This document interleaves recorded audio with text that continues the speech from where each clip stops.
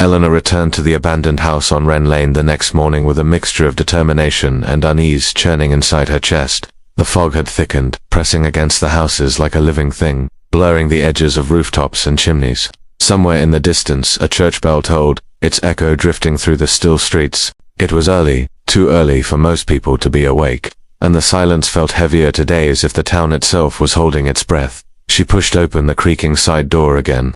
The old wood groaned beneath her touch, protesting her return. Inside, the air was cold and stale, and her footsteps stirred up fine layers of dust that glimmered in the slanting light. She stood before the staircase, trying to understand the unease it stirred in her. It looked ordinary enough on the outside. Narrow wooden steps curving toward the second floor, a banister worn smooth by long dead hands. But the underside of it, the boarded, sealed space, felt wrong. The boards were thick and uneven, nailed with a force that spoke of fear rather than practicality. Whoever had shut this place had wanted it shut permanently. She touched one of the boards gently, tracing the deep hammer marks in the wood. They were rushed, panicked, not the work of someone repairing a home, but someone burying something.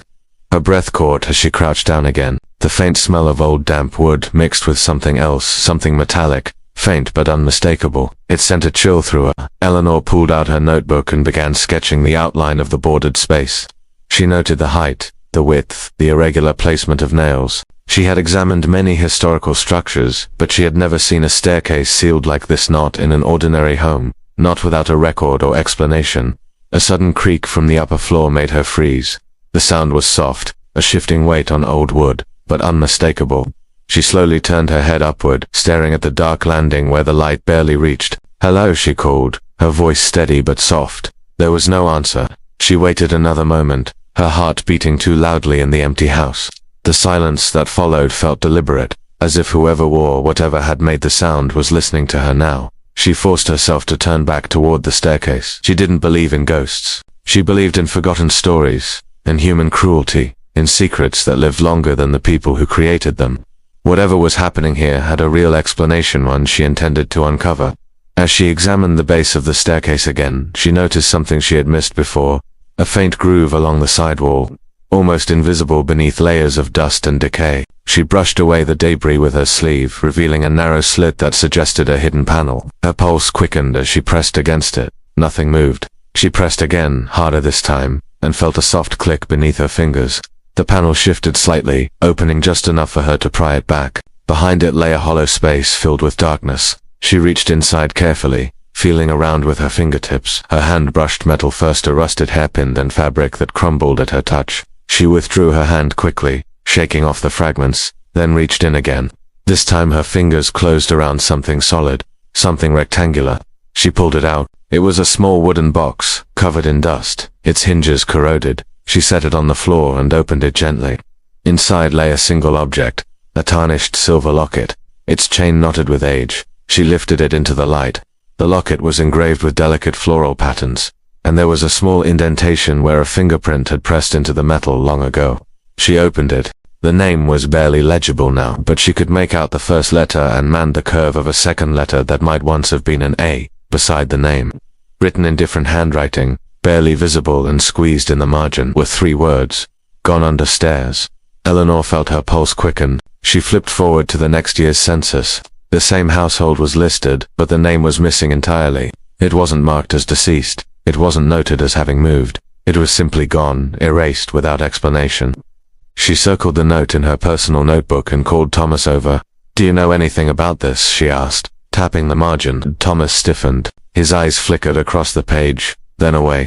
"Old scribbles, mistakes. People wrote nonsense in these margins sometimes, but it's the only margin note in the whole book." He cleared his throat. "Like I said, nonsense." She sensed the wall going up around him, solid and familiar. The same wall she had seen in other towns, in other archives. Whenever she stumbled across a story someone didn't want uncovered, she thanked him and continued on her own. Hours passed. The sun fell behind clouds, and the museum lights flickered on. In every record from the early 1900s, she searched for the crossed-out woman. But after the scratched entry, she appeared nowhere. No burial record, no marriage record, no emigration, nothing. It was as though the woman had been swallowed by the town. When evening came, Eleanor walked to her rented room, but her mind stayed in the archives. She spread her notes across the small wooden table and studied them under dim lamplight. Every instinct in her told her that she had found the beginning of a story someone wanted forgotten. She slept fitfully. In her dreams, she heard footsteps behind her, the sound of nails tapping against wood, a faint whisper echoing beneath the staircase. The next morning, she went to the small corner shop for breakfast. The elderly shopkeeper, a woman with silver hair braided tightly against her head, eyed Eleanor's notebook. "You're the historian," the woman said in a low voice. "Yes," Eleanor replied. "I'm documenting women's stories from the early 1900s. Yesterday, I came across a name in the census, one that was crossed out." The shopkeeper's entire body stiffened. Her hands froze mid-motion over the bread she had been slicing. Slowly, she looked up. "No good comes from chasing shadows," she whispered. "Especially not that one." "Who was she?" The woman shook her head. "Ask no more." Her eyes grew wet, unexpectedly soft. "Some of us have lived long enough to know the cost of remembering." She turned away, ending the conversation. Eleanor stepped outside with her breakfast, more determined than before. If someone warned her not to ask, it meant one thing. There was something to find. Instead of going to the museum, she walked toward Wren Lane, guided by old town maps she had studied the night before. The street was narrow, its houses packed tightly, their garden walls overgrown with ivy. At the far end stood a house darker than the rest, its windows boarded, its roof sagging under the weight of years. Number 12, the address from the census. Eleanor pushed open the rusty gate and stepped into the yard. Thorny vines reached across the path like fingers. The door was locked, but the side entrance was not fully latched. She pushed it open, and cold, stale air rushed out. Inside, the house was silent. Dust coated every surface, the wallpaper peeled like old skin. But the thing that drew her toward the center of the room was the staircase. It rose steeply to the upper floor, but the beneath space under the stairs had been boarded shut. Not delicately nailed, but hammered closed with thick wooden planks, as though something dangerous lay inside, or as though someone wanted to make sure nothing escaped. Eleanor crouched and touched the wood. It felt strangely warm beneath her fingers, as if holding the memory of something terrible. A creak sounded behind her. She spun around, heart pounding, but saw nothing but dust swirling in the dim light. When she stood, her foot bumped something on the floor, a thin scrap of paper half hidden beneath broken tiles. She picked it up carefully. It was a torn page from a diary, edges browned, ink faded. Only a few words were visible, written with shaking handwriting. "If anyone finds this, tell them I did not vanish willingly." The room suddenly felt colder. Eleanor folded the page into her notebook and left the house quickly, the weight of the discovery settling heavily on her chest. As she stepped outside, she noticed a figure watching her from across the street, an old woman with a cane, standing perfectly still. Their eyes met. The woman turned away without a word and disappeared into the fog. Eleanor walked back toward town, the diary page burning like a secret in her pocket. She didn't know the woman's name. She didn't know what had happened. She didn't know why the town had erased her, but she knew one thing. The town had tried to forget this woman, and now, Eleanor Hayes would not let that happen. Eleanor barely slept. Her dreams twisted around the image of the locket, the sealed staircase, and the pale scrap of paper hidden beneath it. Each time she woke, she felt as though someone had been standing at the foot of her bed, watching her in the darkness.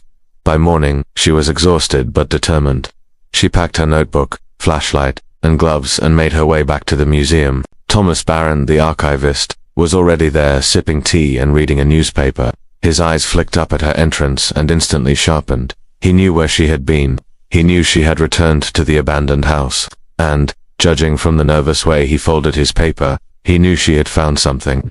"You're here early," he said, trying to sound casual. "I need to look at property records again." Eleanor replied. He hesitated. "For which address?" "You know which one." Thomas swallowed hard and turned toward the filing shelves. "Wren Lane. That house has no relevance to your project." "That's not what my notes suggest." He stiffened, then handed her a thin, dust-covered folder. She opened it at the desk. The records were older than any she had seen so far, written in looping ink that had faded to brown. The house had belonged to the Harringtons, a wealthy family whose name appeared in church, ledgers, tax records, and town meeting notes. But in 1911, every mention of them simply stopped. She flipped through the pages again. The same abrupt ending. "What happened to them?" she asked. Thomas didn't answer at first. He looked around to make sure no one else was listening. Then he said, in a trembling whisper, "Families like the Harringtons, they didn't disappear, they were erased." "Why?" He shook his head. "Please, Dr. Hayes, some histories are sealed for a reason." Eleanor closed the folder, her jaw tightening. You mean sealed like the staircase? The color drained from his face. He gathered his papers hurriedly and disappeared into the back room, shutting the door behind him. She heard the latch turn. He had locked it. Left alone, Eleanor copied the address of the last known Harrington family member and slipped the file back onto the shelf. Then she walked toward the harbor. The fog was lifting, revealing the restless sea beating against black rocks. Fishermen unloaded their morning catch, and gulls circled overhead, screaming into the wind. As she approached a pier, she noticed an elderly woman sitting on a bench, wrapped in a heavy shawl. Her silver hair was braided tightly down her back. Eleanor recognized her, the same old woman who had silently watched her on Wren Lane. Eleanor approached carefully. "Ma'am, may I sit?" The woman didn't look at her, but she nodded. "I saw you yesterday," Eleanor said quietly, outside the house. The woman took a long, shuddering breath. "I know what you're trying to do, child. I know you want the truth. Then help me, please." The old woman finally turned her head. Her eyes were clouded with age, but behind the fog of years there was something sharp, something haunted. Her name was Margaret, she whispered. "I was 8 years old. I remember her screams." Eleanor's heart clenched. The woman who lived in the house. The old woman nodded. "She was a maid for the Harringtons. Kind, gentle. She used to give me treats through the garden fence. Sometimes she read to me from her diary. She said she wanted to be a writer. Do you know what happened to her?" A trembling breath escaped the woman's lips. "They said she ran away. But I knew better. Children know things adults pretend not to see." "What did she see?" "Fear," the woman whispered. "Fear like a shadow on every wall of that house." She gripped her cane tightly. "One night I heard her crying. It was late, past midnight. The house was dark except for a candle burning behind the window of the staircase landing. I saw someone dragging something down the stairs, something moving, something fighting." Eleanor felt a cold shiver crawl down her spine. "And then?" she asked. The old woman closed her eyes.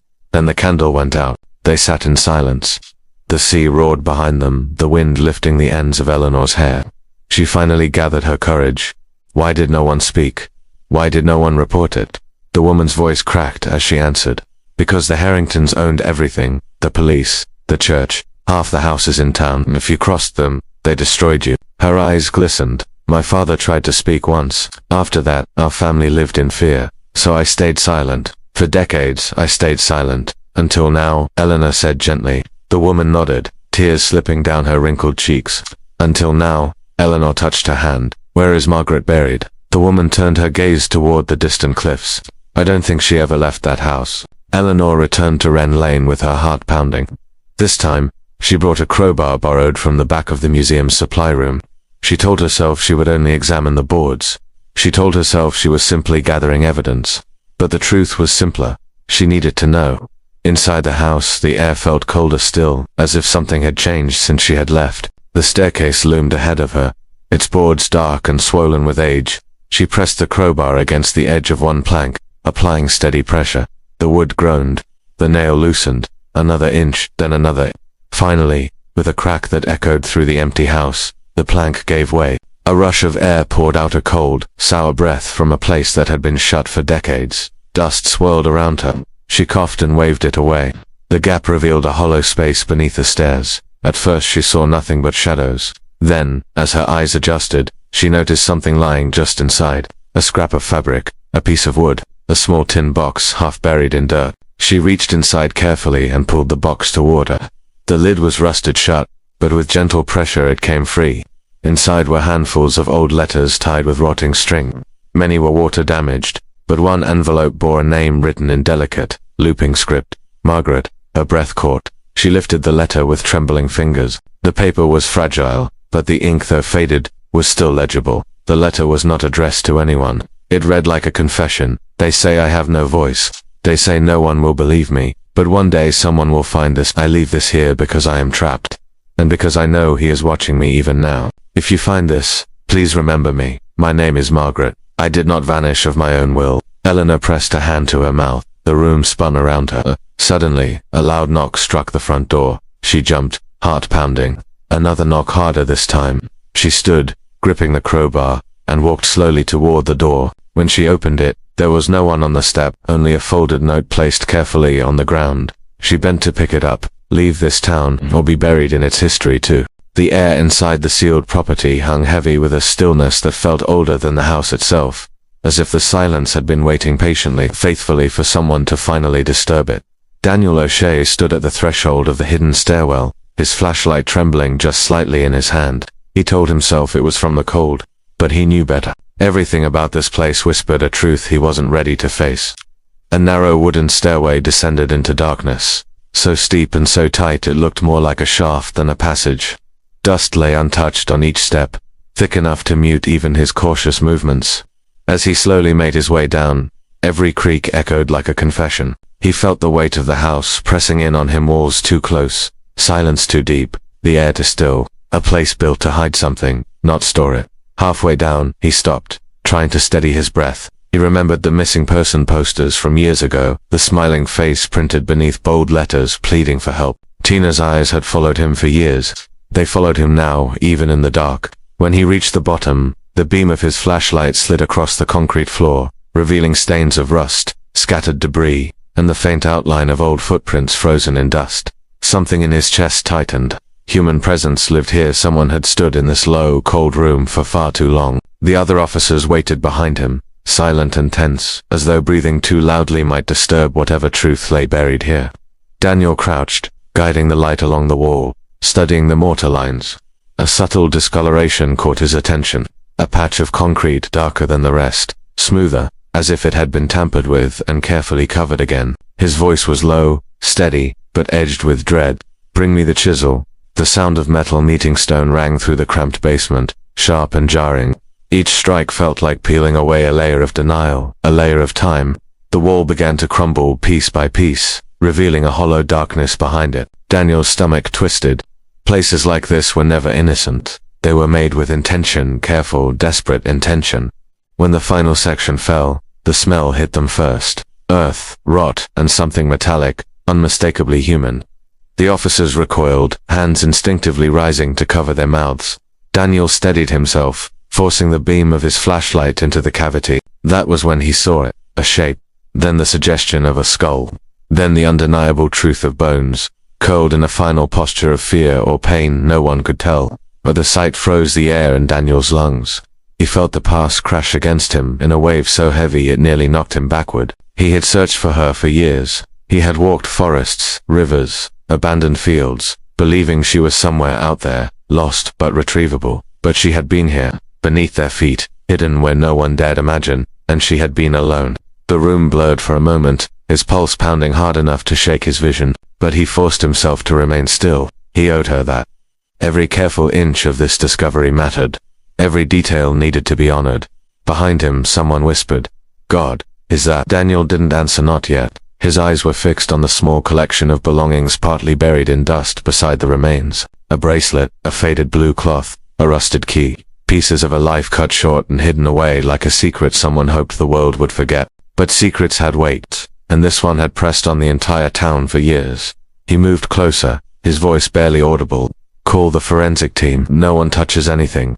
One of the officers exhaled shakily. Another crossed himself, murmuring a prayer that dissolved into the cold air. Daniel remained frozen before the bones, the beam of his flashlight trembling as it illuminated what remained of a missing woman, the one whose smile had once glowed from posters, whose name had been whispered in vigils, whose absence had haunted her family and broken her town. He could almost hear her in the stillness.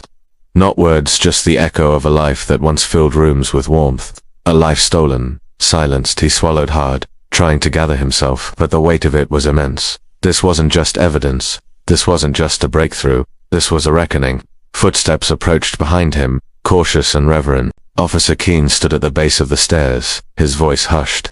"Daniel, this changes everything." Daniel nodded slowly, still unable to look away from the bones. "It does." His voice broke slightly. "But she deserves the truth. After all these years, she deserves for someone to finally listen." He felt something cold slide through him, something that wasn't the basement air. Guilty had investigated this case before.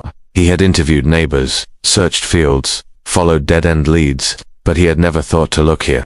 Never imagined the answer could be hidden beneath the very house that had been searched so many times. He whispered to himself more than to anyone else, "I should have found her sooner."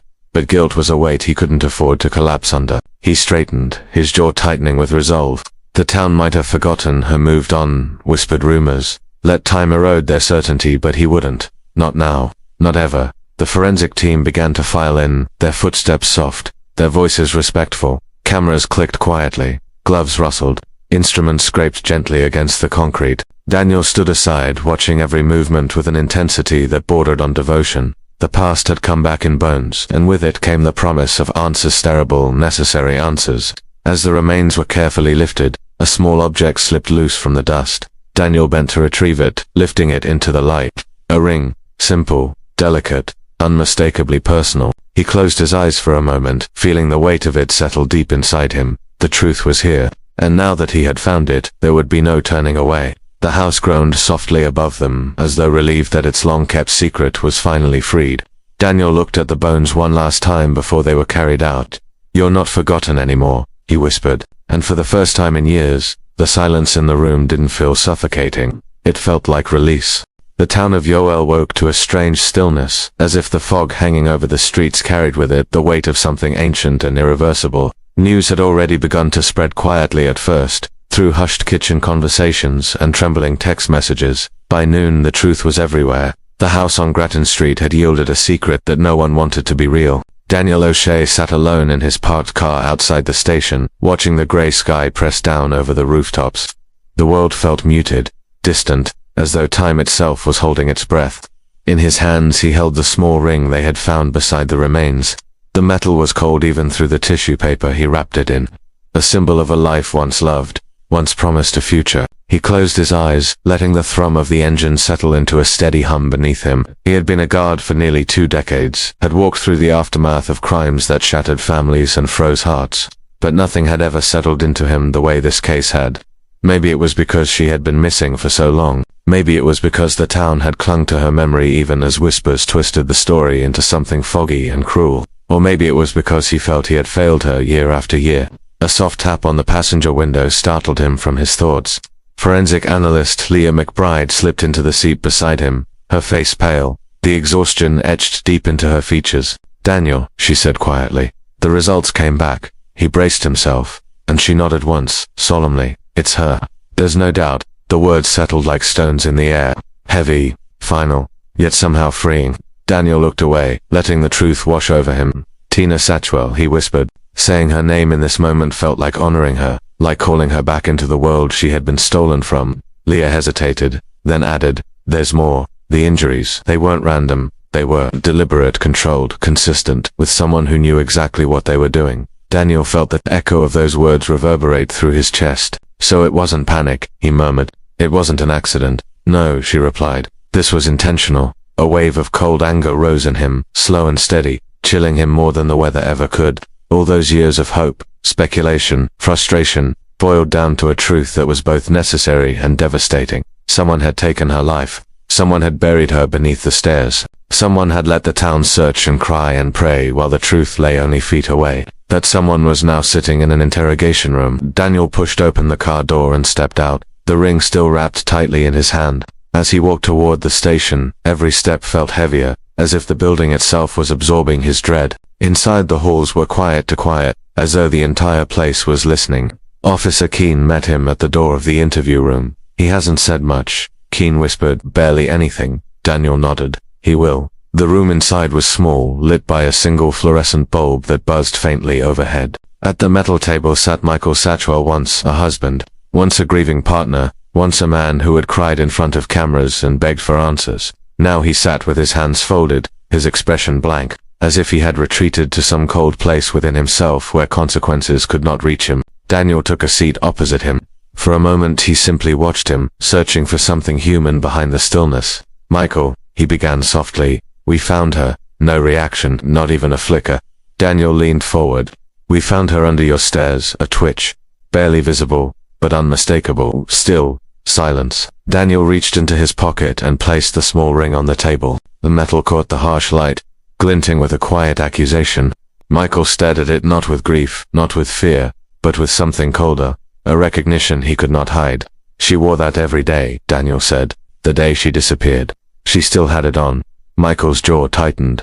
The air thickened between them, suffocating in its tension. Daniel waited. He knew better than to push too fast. Truth with men like this didn't break open, it seeped out. After a long, unbearable silence, Michael finally spoke, How long have you known? Daniel swallowed the bitterness rising in his throat. Long enough. Michael's eyes drifted to the camera in the corner. You don't understand, he murmured. You think you do, but you don't. I understand she's dead, Daniel replied, and I understand she didn't bury herself. A flash of rage crossed Michael's face, quick and sharp. You think this was easy, he snapped. Do you think any of this was easy for me? Daniel held his gaze, refusing to flinch. Tell me.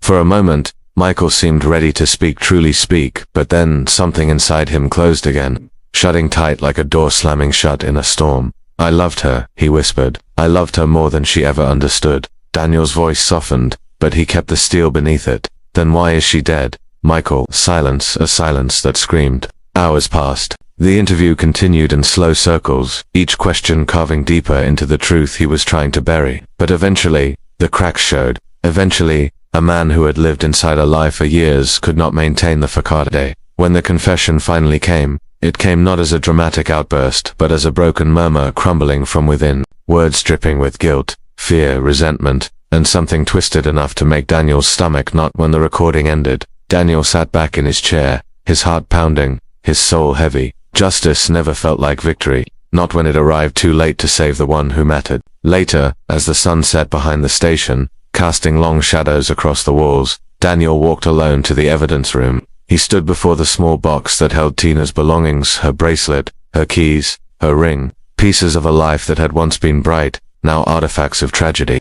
He touched the box gently, almost reverently. I'm sorry, he whispered. Outside, the first church bell in town began to ring. Slow, mournful chimes drifting through the evening air. People had gathered in the square, holding candles, whispering prayers. Faces illuminated not by fire, but by grief. The truth had finally come out, and it spread through the town like a cold wind, painful, necessary, cleansing. Daniel stepped outside, watching the glow of hundreds of candles flicker together in the dark. A soft, fragile tribute to a woman who had waited years to be found. Someone guided her family to the front, their shoulders shaking, their eyes swollen, hands intertwined, broken but together. At the sight of them, Daniel felt something break open inside him, not just sorrow, but a quiet determination. The truth may have come late, but it would echo here forever.